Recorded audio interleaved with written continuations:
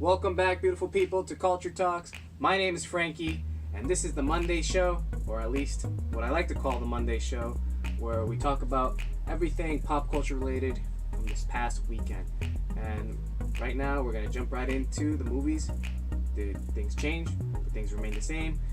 Is there a big debut, or is there no debut? Let's talk about it right now. To jump right in, and a quick reminder, this is just a really lax, unsophisticated, and unrealistic video, really. It's just going to be me rambling a few, but I'm going to keep it short, I swear. We're just going to jump into the movies and this box office. It's actually shaken up very well, or surprisingly, it's shaken up. I wasn't expecting to see what I saw today, or yesterday, because they usually release everything by Sunday night. So to start off, Halloween's no longer number one.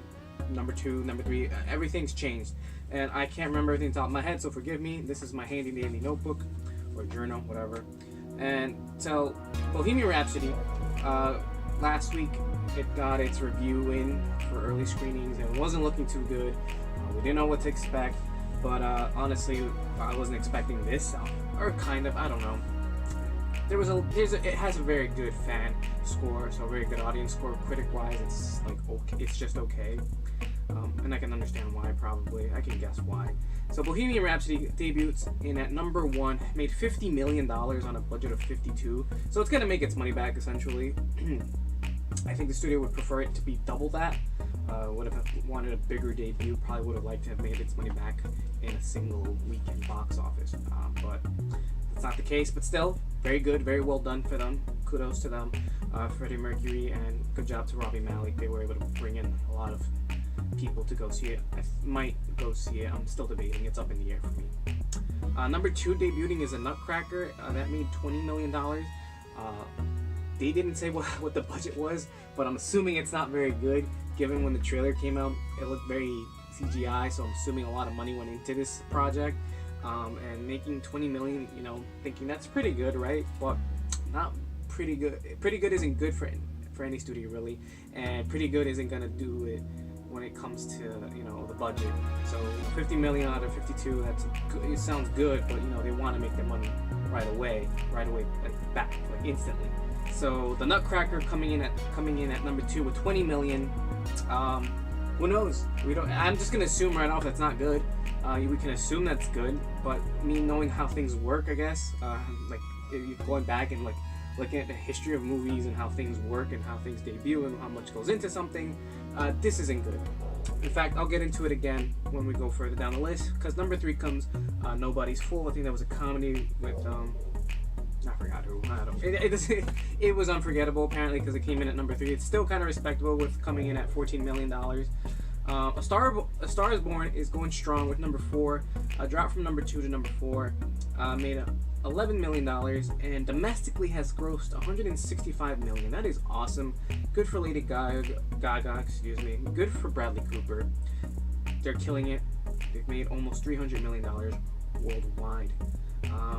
And coming in at number 5, the biggest hit is Halloween, coming from number 1 to number 5. Still made a great money, $11 million, and this is what I wanted to get on. It had a budget of $10 million. It grossed $150 million domestically. That's insane. That's great. That's really good. On a budget of $10 million, that's what I'm talking about. So the Nutcracker didn't, so far as I saw, it didn't say how much the budget was for this movie. So if they're not putting it out there, then it's not good. Whereas Halloween definitely bragged that it started producing everything at a $10 million. It finished at a $10 million budget, and it made $150 million domestically, not worldwide. Domestically, it's probably on pace to make $300 million as well. I gotta double check the numbers, but yeah, that's your box office for the weekend. And congrats to everybody. Congrats to the losers. I'm sorry to the losers. What are you gonna do? Showbiz is showbiz, right?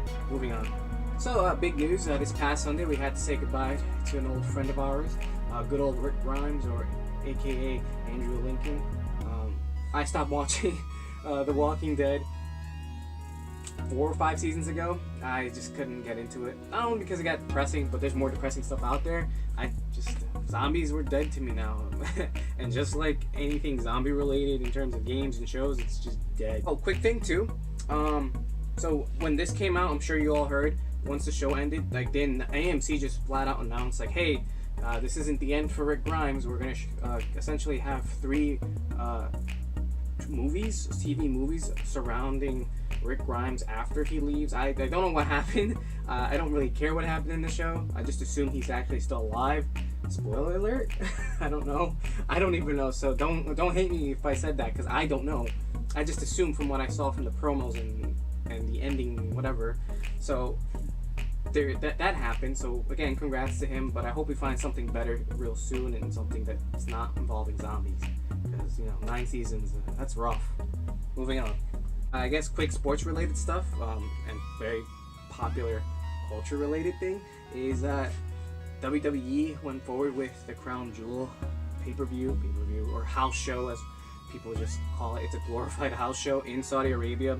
The controversy obviously being that Saudi Arabia admitted to murdering Washington Post journalist Khashoggi, and everyone, investors, everyone to anyone was just telling the WWE, the company as a whole, don't go. And they went forward. Vince McMahon, the CEO, the president, CEO, whatever you want to call him, the chairman, the board, everybody, whatever, everyone's favorite McMahon, just said he was never gonna change his mind about it. He was always gonna go. They have a contract, and he obliges a contract. He's a businessman. First and foremost, he is a businessman. Bunch of other stupid things that happened in the show. I didn't watch it. I just saw what was going on, saw the results. Shane McMahon is apparently the best wrestler in the world, and it was done just to move forward a story. Sure, Brock Lesnar's a champion again, even though he's trying to get back into the UFC. And you're probably wondering, well, how does that work? Well, WWE probably gave him like a deal where he is allowed to go and fight in the UFC. So if he does remain with WWE, he'll probably be able to do both. In fact, there's the idea that he will fight for the heavyweight championship in the next UFC pay-per-view. Well, not this upcoming one. When he's allowed to fight again, they want him to walk out with the WWE belt. So there's a lot of things going on around about that. And so that moves us into the next segment of sports, combat sports. And there's 2 stories. This past weekend here in my hometown, MSG UFC 230 main event, co-main event, great overall card. It was fun to watch. So I was just not to talk too much about it. Co-main event, main event, Chris Weidman versus Jacare Souza. Jacare Souza beat Chris Weidman, the All-American or the All-American. Needs to change that because he loses in MSG every time now, and it's getting bad. This guy is just getting brutalized. It was bad. Like he lost in the second round. Lost to Jacare in the 3rd round by knockout. TKO, but it was totally a knockout. He could not fight again after he got hit with that right. Bad stoppage from the ref. But it is what it is, and congrats to Jacare on a great co-main event. That was my favorite fight of the night. And DC versus Derek Lewis, the Black Beast, everyone's favorite nickname, came in as a heavy underdog, and unfortunately it proved to be correct. If you were leaning towards DC, as I know I was, no offense to Black Beast, I think he's a great fighter. He unfortunately tapped out in the 2nd round, so DC retained, called out Brock Lesnar, said he would love to take that championship belt away from him. I just hope DC remembers that wrestling is just a story. What's done in the ring is real. The result is usually just predetermined. But I'm sure he knows that, and he's just kidding anyway. But it's going to be very interesting to see DC fight Brock Lesnar. Brock is going to get destroyed if it happens, like flat out. I'll bet you money. Friends, family, if you want to get in on this, message me. I see him getting destroyed in the 1st round, either getting choked out or getting knocked out. The man is not finishing the fight. Brock Lesnar is a terrible mixed martial artist. Maybe not terrible. Beat some good guys. Beat my boy Frank Mir, but he's not good. He's not consistent, and steroids. And just because I know this video is getting really long, last night breaking news came in that Floyd made a, let me get it right because someone's definitely gonna be like, yo, you forgot this. Floyd Money Mayweather. Is that how it goes? Whatever. I don't care. Fuck him. he's a cock. He's a piece of shit. I don't like him. I would prefer some other fighter over him anytime. Anyways, he's fine. He signed a deal to basically appear in what it's technically a mixed martial arts promotion, but it's not. Again, I think if people saw my post, on my personal Facebook, Rizin is a spiritual successor of this former mixed martial arts company called Pride, which was bought out by the UFC. Pride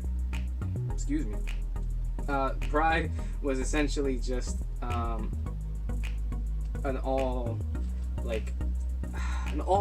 mixed martial arts company. It was bigger than the UFC, and now Rizin kind of came from the ashes of that after it went under, and now Rizin is more of a kickboxing company, but that's also what Pride was. So Rizin now is gonna be doing a promotion with Floyd, and Floyd will be jumping in a ring with, I don't remember the fighter's name, and I know I would butcher it, so I'm not gonna get into that.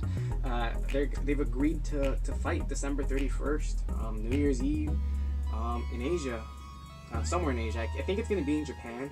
I'm not sure. Details are still fleshing out. The deal is set. He is gonna make money because, you know, if not Floyd, if it doesn't involve money. It's not Floyd if it doesn't involve some form of like promotion and publicity, and this is some good publicity because you know, this is trying to maybe set up the stones and set up for a future maybe mixed martial arts bout, because right now it's looking like it's going to be a kickboxing fight, not an actual mixed martial arts fight. It could be like somewhat you know, borrowed rules, or as some people would call it, unified rules, or I forgot the exact term. Point is, they'll probably be wearing, could be wearing like mitts, style MMA mitts, or just some Muay Thai mitts. We don't know. It's a lot of the details are still being fleshed out. We don't know the rules of the fight. It's pretty big because he's doing something that's not boxing. I mean, it's boxing, but it probably won't be what he's used to. It's gonna be kicking. I cannot imagine a scenario where this fighter facing Floyd is gonna be like, yeah, I'm gonna do that. Let's just stand up and hang and bang, with fists. No, if I'm good at kicking, I'm gonna kick you in the head. So I don't know what's gonna happen. This is very interesting. It's very mind-blowing because I want to see how this goes, and in fact, I kind of want to see Floyd succeed, so we can see like Dana get in on this and say, hey Floyd, I got a fight for you in Vegas. McGregor versus Floyd 2 in the octagon this time, or 1 and start it over, but in the octagon this time, or maybe we might even get McGregor versus Floyd versus Khabib, something that was already being generated.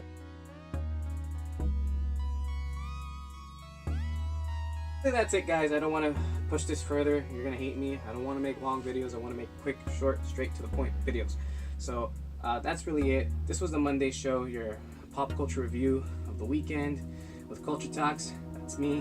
That's us. This is the conversation I want to have with you. Anything you want to talk about, let me know in the comment section below. I really appreciate you guys still supporting me and giving me feedback about these videos. I really want to do my best with everything that I'm doing. So thank you so much for watching this video. If you like what you see, if you like what you hear, if you like what I do, please give me a like, share, and subscribe if you can. Like the Facebook page. So in the meantime, right now, I've got nothing else planned besides more review videos and a future top 5 list coming out. Look out for those. But that's really it, beautiful people. Thank you so much for watching. I'll see you in the next one. Peace.